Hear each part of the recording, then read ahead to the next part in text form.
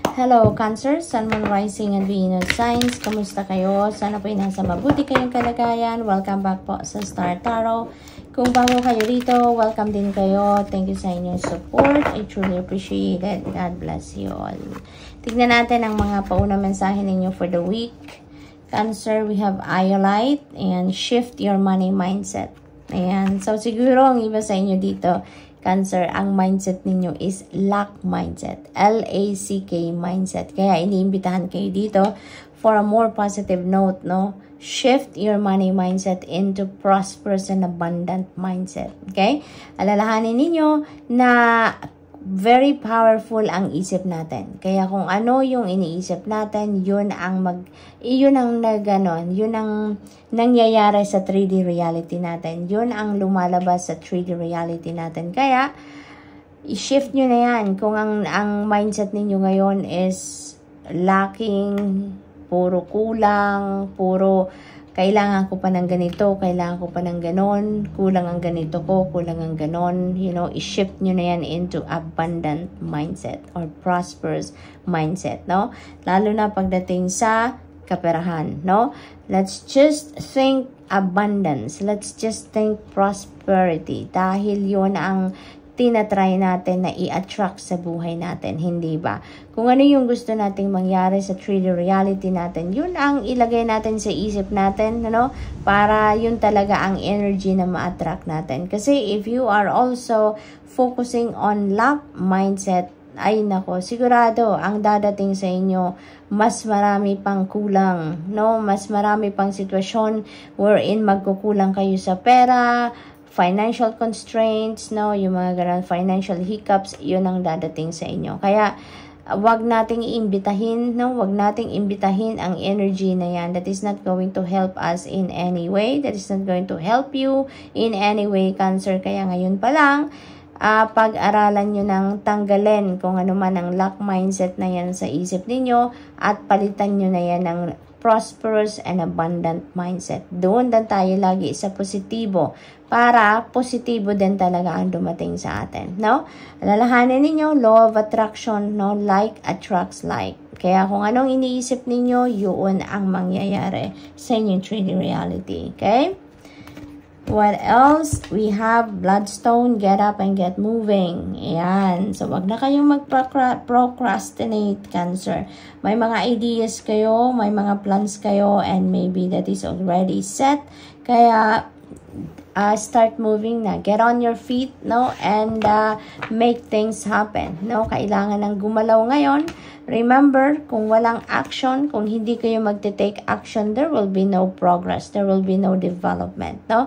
Walang mangyayari kung hindi kayo gagalaw, kung hindi kayo magte-take action. So, isang tabi na ang mga hesitation, isang tabi na ang mga procrastination, and get moving. Okay, Cancer? Para makita nyo na ang resulta ng inyong pagsisikap dito. Makita nyo na kung ano ang mga ideas ninyo, no? We have fluorite, find peace within. Ayan. So, maybe ang iba din sa inyo dito, Cancer, nalilito, naguguluhan, no? That's why you need to find the peace within, no? Kailangan ninyo siguro dito na magmuni-muni kayo, no?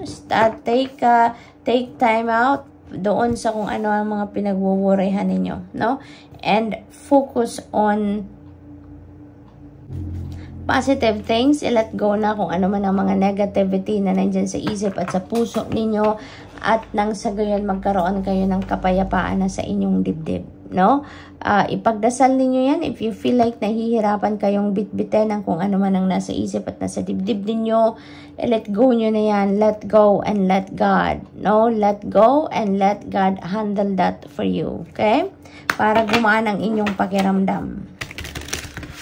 You don't have to carry all the burden. Remember, Cancer, no? Nandyan ang spirit realm. Laging handang tumulong, laging handang mag-rescue sa atin, no? So, what else? We have ask for help. Ayan na nga. Yun. You don't have to carry all the burden by yourself, Cancer. Ask for help. Kung hindi kayo makahanap ng makakatulong sa inyo dito sa inyong tabi, no, ask for help from God, no, from your angels, because God is going to send you people, no, na makakatulong sa inyo, no. God sends us help through channel, diba? Through people around us. Kaya humingi kayo ng tulong, ipagdasal ninyo yan kung sa tingin ninyo yan ay mabigat na para sa inyo, na bitbitin nyo by yourself, okay? Huwag kayong mag-hesitate na humingi ng tulong, okay? Always remember that help is always available to you, no? You just need to reach out, you just need to speak up. Kailangan nyo lang na humingi ng tulong, lumapit sa mga tao, ipaalam sa tao, no, na nilalapitan ninyo kung anong inyong sitwasyon. And for sure, kung ano man ang inyong pangangailangan, hindi kayo mahihindian. We have use your power, and use your power. This is your willpower, Cancer. Dito sa get up and get moving, natapat talaga si use your power.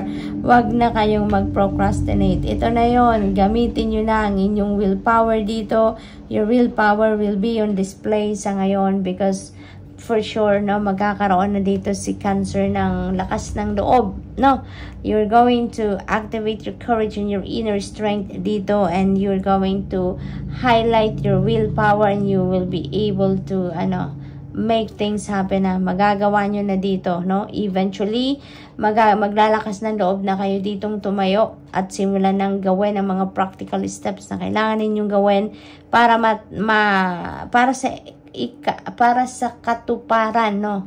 Pasensya na, nalito ako dun sa term, para sa katuparan ng inyong mga pangarap or ng inyong mga heart's desires, Cancer. Remember, without action, nothing will happen. Okay? Kaya feeling ko dito, eventually maglalakas ng loob na kayo na gawin ang mga nararapat ninyong gawin para matupad na or maisakatuparan nyo na kung ano man ang inyong mga plano or ang inyong mga ideas, no?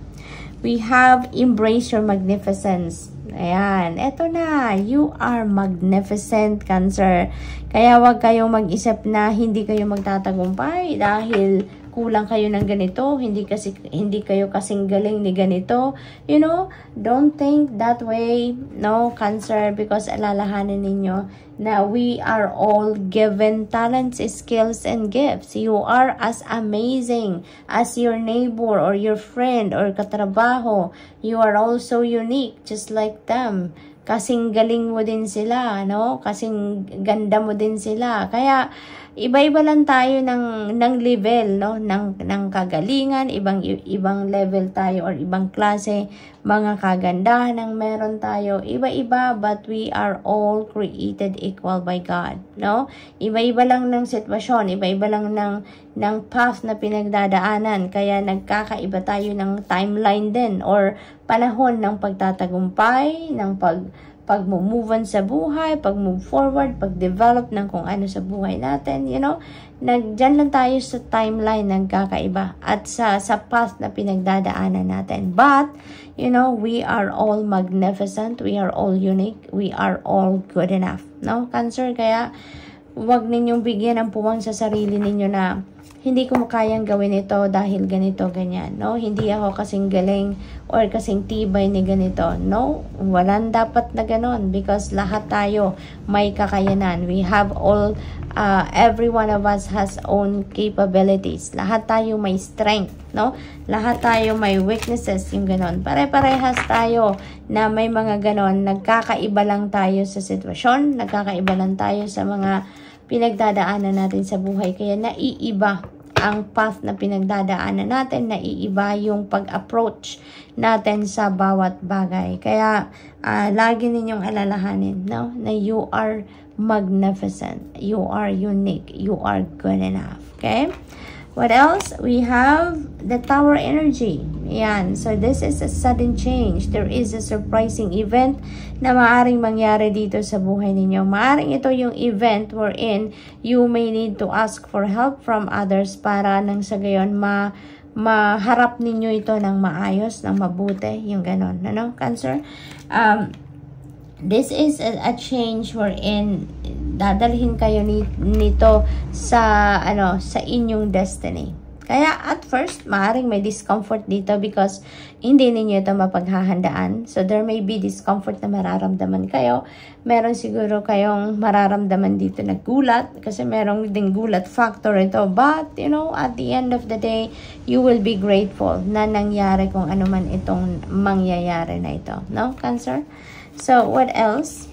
We have the Hermit energy. Ayan. You may need to put yourself into solitude dito, Cancer, no? Yun ang panawagan ng Hermit energy because solitude, meditation, spending time alone, you know, that could bring you to a situation wherein mas maririnig ninyo kung ano yung sinasabi sa inyo ng soul ninyo, kung anong sinasabi ng puso ninyo, kung anong sinasabi ng intuition ninyo, no? Kasi kung busy tayo, wala tayong pagkakataon na marinig ang intuition natin because that comes in a very subtle way. Ang message ng intuition comes in a very subtle way. Parang hangin lang yan, bumubulong. No? Parang dumadaan lang yan na sobrang hina. No? Yung ganon. Ay, sobrang bagal. Kaya, minsan kung busy kayo, aligaga kayo, ay talagang walang pagkakataon na mahagip ninyo ang mensahe ng inyong intuition. That's why, you need to put yourself in solitude, no? Put yourself into stillness, mapag-isa kayo para makapag-focus kayo sa inyong sarili, kung anong mensahe sa inyo ng soul ninyo, mensahe sa inyo ng iyong intuition, dyan ninyo yan maririnig, no?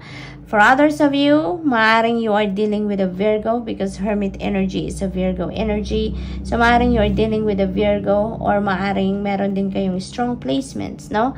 Ng Virgo sa inyong chart, no? So, maaring ganun. What else? We have the full energy, new beginning energy, another new beginning energy dahil si Tower is also a new beginning energy. So, definitely, Cancer, may mga bagong simulain kayo dito na you're going to start, no? Dito, you're going to begin a new chapter in your life dito. May mga changes muli na mangyayari sa buhay ninyo dito. That could be in any area of life, no? Maaring ano yan, family dynamics, yan ang una-una ko narinig. Maaari din na new job ito, new position sa trabaho, new level in your relationship, maaring bagong relationship, or maaring bagong samahan, no? Sa pamilya, sa trabaho, sa mga kaibigan, mga ganon. It could be in any area of life na magsisimula kayong muli doon, no? Yung ganon. But, you know what? Feels like to me that this is another opportunity for you to grow, to thrive, and to evolve into the best version of yourself. Kasi, parang, dito sa kung ano man ang sisimulan ninyo, dito kayo papasok, pero this is an uncharted territory para sa inyo, no? Parang you're going to take risk sa sitwasyon na ito, no? Parang lalabas kayo dito sa inyong comfort zone, no? Kung ano man ang sisimulan ninyo dito, this is not maybe your comfort zone, but you are heading into it because you are trusting yourself, you are trusting God dito, kaya good for you, no? Good luck. That's all I have for you for today. Thank you for watching. Love and light. Namaste.